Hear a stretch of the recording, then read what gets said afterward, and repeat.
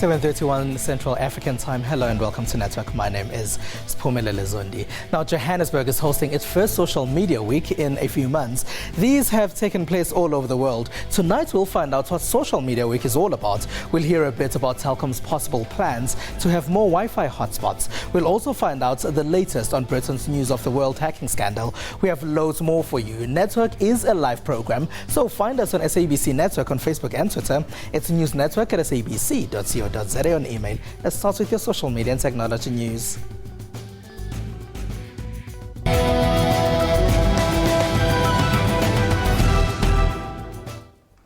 Telkom says the company is not planning to turn public phone booths into Wi-Fi routers. This comes after Telkom's chief of marketing, Enzo Scarcella, told the SABC's Morning Live that the company has the infrastructure to do this. On a telephonic conversation with network producer Lebo Sejake, Telkom said the project is a mere feasibility study and can't confirm that it will be indeed happening as reported in the media. South Africa has over 100% penetration of mobile phones. This means that just about every South African has at least one cell phone, with others owning more than one. And that has put a dent on landline operator Telkom's business. Nobody uses payphones anymore. Yeah, that's true. We've seen it decrease in great multiples. To respond to this, Telkom says it's currently conducting a feasibility study of converting public phone booths to hotspots for internet connectivity. The idea, which is in its infancy, is to say we've got the infrastructure, we've got cables going to that payphone, and the next phase of connectivity is data rather than voice telephony. Telkom told Network that what they are doing is just to test whether this will be possible. In his interview, Telkom's marketing lead said if this does happen, then individuals will be able to be connected to the internet within a 10-meter radius from a payphone. Telkom says this idea is still under discussion, therefore cannot advise on rollout dates. Judgment has been made in the long-standing case against Vodacom regarding the popular and lucrative Please Call Me service.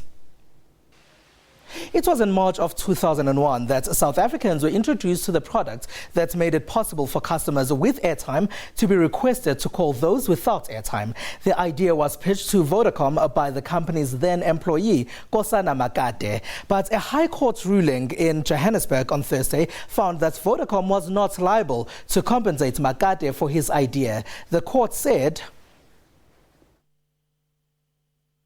"We know for a fact that the Please Call Me service was pitched to another Vodacom employee by Makate because Vodacom had given credit to him in its newsletter email." Makate pretty much lost the case because being given credit in an email did not meet the criteria for evidence that an agreement was in place between him and Vodacom. Vodacom has a policy to not compensate employees for their ideas, which may be lucrative above the normal salary they're paid. Makate will be appealing the ruling. Huawei is releasing the P7 phone in South Africa tomorrow. This comes after falling short of the demand of the P6 last year. The Chinese tech giant is hoping to do things better this year. Huawei is a company from China. As a result, it has to work hard to promote its devices as high-end products and not cheap products that China is known for. Last year, the third largest technology company released the P6. Now they're following it up with what they say is an updated version, the P7. A good problem to have is not being able to cope with demand. And that's exactly what we experienced in most environments with the P6. We've planned considerably better, I believe, with the P7. The Huawei P7 will retail at about 7,000 Rand. If, however, you do compare to some of the competitors in the market, I think we, while being competitive from a spec perspective, we are in the region of 30% cheaper. The Android phone has a sleek design found on the P6. Probably the most interesting inclusion is the glass back panel. The clock is ticking for African countries to complete the broadcasting digitization migration process. This will help Africans receive better quality TV. The deadline set by the International Telecommunications Union in mid-2015. That's in less than a year. Let's go to Zimbabwe now to find out how the country is doing in the process of converting to digital migration. Minister Jonathan Moyo, who heads the Media, Information and Broadcasting Services, reported to Parliament on Thursday that the government needs 1.8 billion rands. This figure will go towards migrating existing transmitters and the studios of the national ZBC, the Zimbabwe Broadcasting Corporation, to digital broadcasting. The ZBC is set to swallow up much of the budget. Digitizing the ZBC alone will require over 700 million rands, with an additional 50 million to help kickstart digital programming. And then there is also the huge ZBC debt the government will help pay for. R500 million will go towards servicing that debt. An additional 100 million will be spent to skill ZBC employees for digital television. The government is expected to auction long-term evolution spectrum to mobile operators for broadcasting in order to finance their complete digitization migration. Last Sunday, we brought you a story of a young Kenyan lady working to store much-needed data in Africa's development agenda. Today, we take you to the west of the continent, in Nigeria. This is where we meet Dozie Ezibailike of the Africa Center for Statistics. Their mission is to ensure that every country has an efficient database. Here's more. Dozie Ezibailike is the chief of the Data Tech section of Africa Center for Statistics. It is the first of its kind in Africa. We never have a full data series. There are always some gaps in data. So you have to use models to fill in those gaps. Or if you want to project what's going to be the future or the likely scenario in the future, you have your own models. And these models vary depending on what assumptions you make. According to Dozie, development in the continent can be accelerated by the use of accurate statistics. There is something that somebody called the scandal of invisibility, that many people in Africa are born and go through life and die without any record that they existed. Many of us don't have birth certificates, or when they die, there's no record that they've died, or when they marry, some people marry in the villages, there's no record. I want to make sure that that is changed. The panel of experts on development has called for a data revolution in the world as a way to solve developmental problems. Lack of data is an impediment to growth. Google in Europe has started removing some people's outdated information from the search engine. This is after a European Union May court ruling that says outdated information can be removed on request. Now, new grievances of censorship are flooding in from various media houses in Europe. Following a strict privacy ruling made in May by the European Union's High Court, Google says it had received 70,000 removal request applications by the end of June. The tech giant has complied with the court's decision and has begun taking down individuals' personal information from their search engine. However, there are some grey areas to the story. At least 3 British media, including The Guardian newspaper and public broadcaster BBC, say they have been notified by Google that links to some of their articles have been removed from search results in Europe. The Guardian says 6 articles have been removed in what the newspaper calls a challenge to press freedom. The BBC says 1 blog entry was removed, while the Mail Online saw 4 articles removed. This looks like yet another conundrum for the European Union to solve. The former media chief for Britain's Prime Minister David Cameron has started serving prison time for phone hacking. Prior to his job at London's most important address, number 10 Downing Street, Andrew Coulson was editor of News of the World. It's when he was there that he's been found guilty of tapping into phones of high-profile individuals in order to get news stories. News of the World was owned by international media mogul Rupert Murdoch. This is Andy Coulson. He was British Prime Minister David Cameron's media chief, but now he has to spend 18 months in prison for phone tapping that happened when he was editor of newspaper News of the World. He was the head of the publication between 2003 and 2007. 3 former news editors pleaded guilty before the 8-month-long hacking trial even started. They've been given shorter sentences of 6 months behind bars. During the trial, it emerged that the newspaper had listened in on thousands of targets, from movie stars to crime victims and government ministers. Coulson is the only one of 7 defendants to be convicted during the lengthy trial. SABC Network on Facebook and Twitter, News Network at sabc.co.za and email. After the break, we talk about Social Media Week, Johannesburg. Stay with us.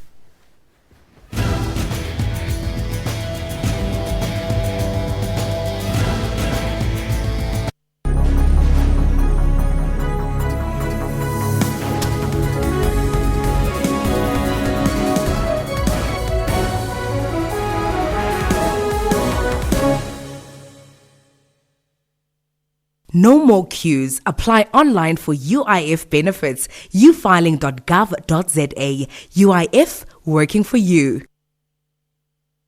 We've seen the last of you in politics. I don't know. No, I'm just okay now with the work that I'm doing. Let me just do one thing at a time. So I don't have any plans for politics. Watch Question Time with me, Mpho Tsedu, Monday to Thursday at 5:30 p.m. on the SABC News Channel.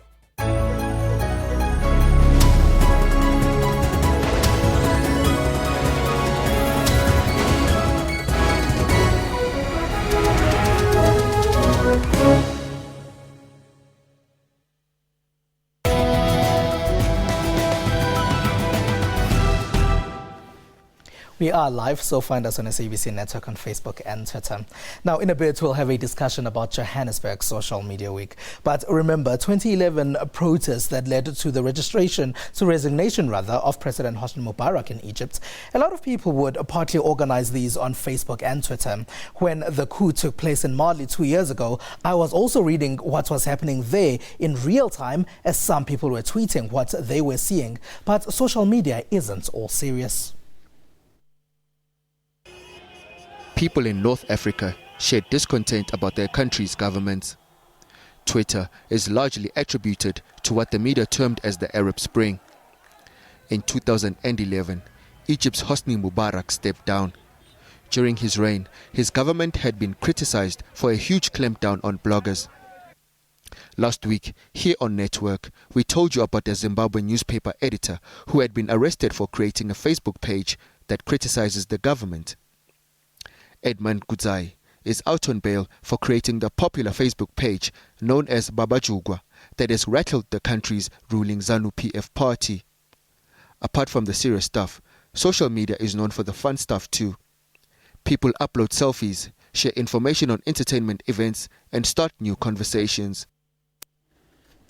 Now, Social Media Week Johannesburg takes place over 5 days in September. Social Media Weeks have taken place in other parts of the world. In February, it also took place in Lagos, Nigeria. It's the first time the event is coming to South Africa. Joining us in the studio to talk about Social Media Week Johannesburg is Sherry Betting.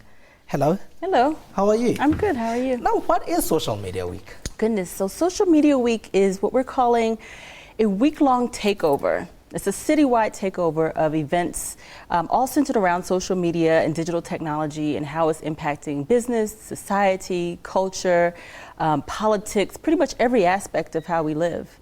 So it's not what you would say is your sort of traditional conference, but when we say it's a citywide takeover, it's a combination of official events that myself and my partners will be hosting in what we're calling a Social Media Week Hub, in addition to independent events that also take place in other parts of the city as well. You are the managing director of Social Media Week Johannesburg. Yes. And you speak about yourself and your partners. Who are these people? We form a company by the name of DigiSense. So we are a content development company that develops content for digital platforms. So Social Media Week is our first sort of experiential event that we're creating under the DigiSense umbrella. Why did you decide that Johannesburg needed one?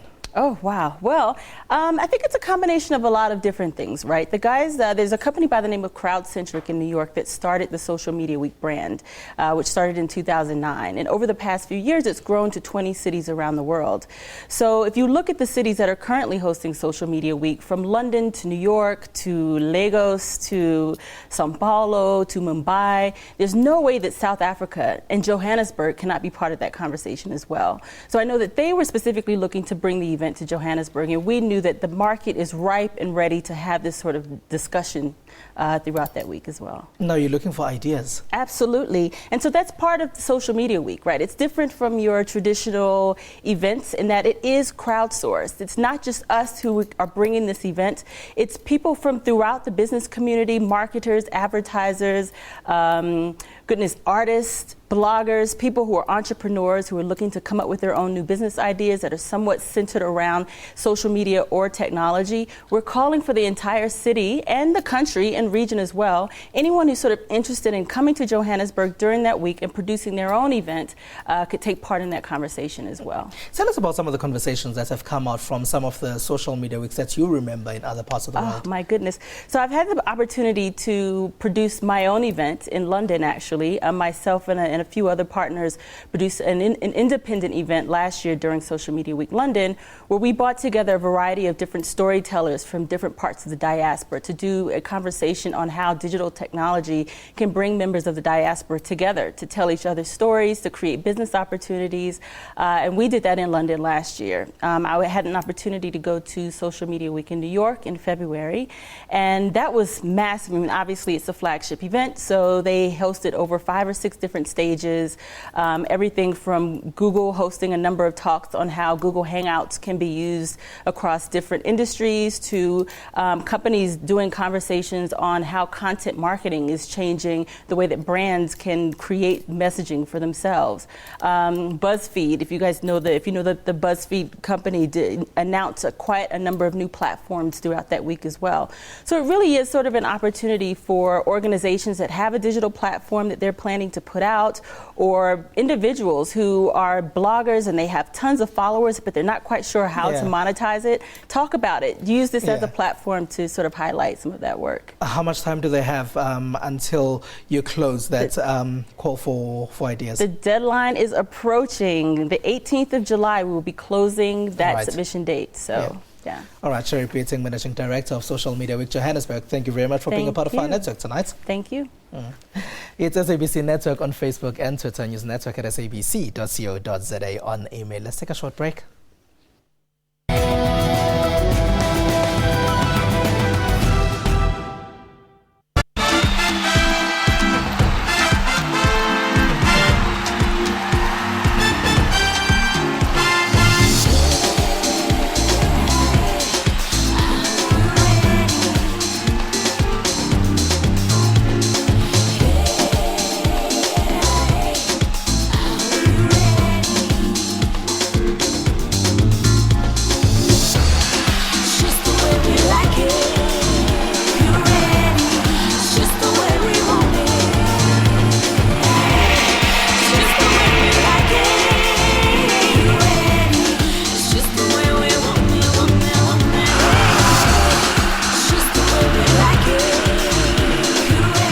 Catch all 64 games of the FIFA World Cup live from 12 June to 13 July on SABC TV and our 19 radio stations. SABC, the official broadcaster of the 2014 FIFA World Cup Brazil.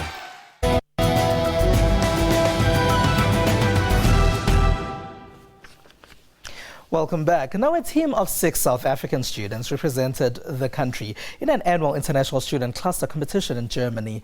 Not only were they the youngest team in this competition, they also were the winners, beating international rivals including China and the United States of America. In our Johannesburg studio to tell us more about this competition is Director at the Center of High Performance Computing, CHPC, Dr. Happy Stole. We also have one of the champion team members, Warren Jacobus, joining us from Cape Town. Hello and welcome to you both. Hello, Spumalala. Thank you.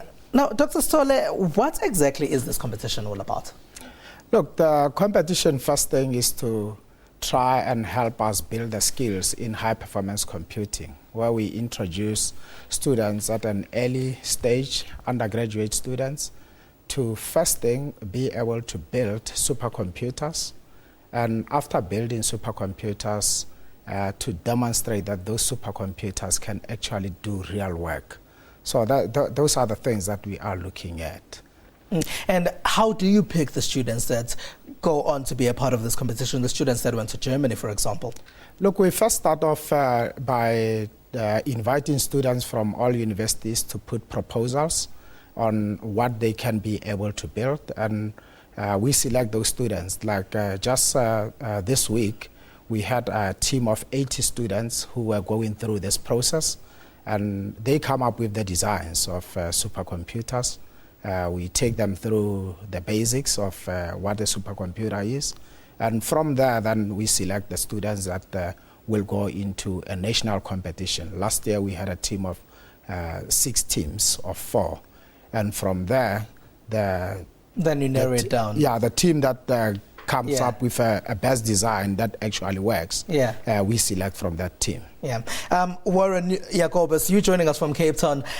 Do you remember that process when you wanted to be a part of this? Yes, it was very stressful, but exciting at the same time. It's something I'll never forget. Warren, what kind of preparation goes into something like this? Well, after we won the national competition, we were sent through to Dell's headquarters in Austin, Texas, where we received training from HPC experts there to help us build our cluster. And yeah. Tell us about your design. Well, our design comprised of 8 servers, 2 CPUs in each with a GPU in as well. And yeah, we dubbed that Mzansi machine. Dr. Stole, you have partners in the technology sector in South Africa. Is it difficult to get these people on board, and tell us how they're involved? No, I think at the beginning when we talked to a number of companies who design computers, it was not very difficult really to sell the idea. And we started first with Dell, who supported our first competition. And after the successful team in Germany last year in 2013, then we had other teams coming up. So last year in Cape Town during the competition, we had Dell, we had HP supporting one team, and also Cray supported a team. So we are getting more interest, even other companies now coming. But I would say Dell went a long way because they even took the students to their own research lab. So they are really involved in it. It was the second time that South Africa was participating. Last year was the first time. What made you decide last year that you wanted to be a part of this competition? Look, mainly we were driven by the whole thing about building the skills and getting more students getting into HPC. So that's what drove us to start off with this initiative. So last year we had our first entrance in the international, and I would say also with very young students, undergraduate students, second-year students from universities, and they won the competition. It was the first time they entered. So, Warren, being in Germany for the International Student Cluster competition and seeing other teams from around the world, was that not daunting? Yes, it was very intimidating, but you know, in the end, we worked hard. We worked from morning till night, and at the end of that, it all paid off. And from the designs that you were seeing, Warren, in Germany, would you say that South African designs are on track? Definitely. It won the competition after all, so yeah. All right. Now, Dr. Stole, what happens? Look, I think from this, it's, what we can be able to see is that our students in South Africa are up to the challenge. They can go up there and compete with the rest of the world. And having this 2 years in succession, being able to come up with designs that are tops, it shows that we've got the real talent. So we would really like to build up on this. And this competition is happening annually. So this year we have got our annual HPC conference. It's going to be happening in the Kruger National Park, and we are saying it's HPC in the wild. All right, thank you very much, Dr. Happy Stole, Director at the Center of High Performance Computing, and Warren Jacobus. Thank you very much for joining us today. Thank you. All right, now let's take a look at what's been happening in social media. Malawi is celebrating 50 years since independence from Britain. Newly elected President Peter Mutharika has pardoned 403 prisoners in the southern African country as part of the celebrations. These celebrations have been a huge chatting point in social media. Many seem unhappy about the way things are run in the country. Somalia experienced a bomb blast that killed 4 people on Saturday. Al-Shabaab has claimed responsibility for the blast. It's also been another chatting point. Instagram and Twitter have seen many sharing their experiences of horses and fashion at the Durban July. This year, the theme was on movies in the Nollywood, Hollywood and Bollywood film industries. Some showed off how they tried to interpret this in social media. And that's it. That's all we have for you. We leave you with a video of the spectacular hologram show that took place in Dubai. Everything you're about to see looks real to the naked eye, but it's all been technologically created. Remember to find us on SABC Network on Facebook and Twitter. It's newsnetwork@sabc.co.za on email. From Ms. Pumela Lezondi and the rest of the network team, have a good one.